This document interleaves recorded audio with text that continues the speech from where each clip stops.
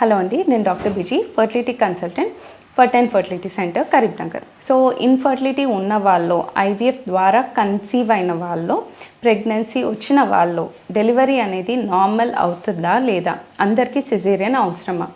So as such pregnancy వచ్చిన తర్వాత అది ఐవీఎఫ్ ప్రెగ్నెన్సీ అయినా, నార్మల్ ప్రెగ్నెన్సీ, న్యాచురల్ ప్రెగ్నెన్సీ అయినా it is the same.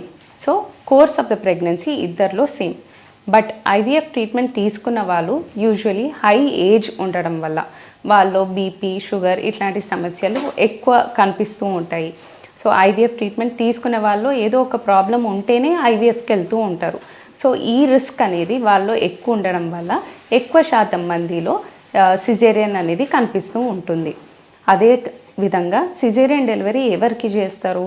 Growth కరెక్ట్గా ఉండకపోవడం, లేదా ట్విన్స్ అనేది ఎక్కువ ఉండడము, లేదా దారి కరెక్ట్ ఉండకపోవడం, ఈ ప్రాబ్లమ్స్ ఉంటే, లేదా గర్భసంచిలో ఏమైనా ప్రాబ్లం ఉంటే, ఇలాంటి వాళ్ళు సిజేరియన్ డెలివరీ అనేది ఎక్కువ ఉంటుంది. ఈ ప్రాబ్లమ్స్ అనేది యూజువలీ ఐవీఎఫ్ కోసం వచ్చిన వాళ్ళు ఆల్రెడీ ఉంటుంటాయి. సో అందుకనే వాళ్ళలో సిజేరియన్ అనేది ఎక్కువ కనిపిస్తూ ఉంటుంది.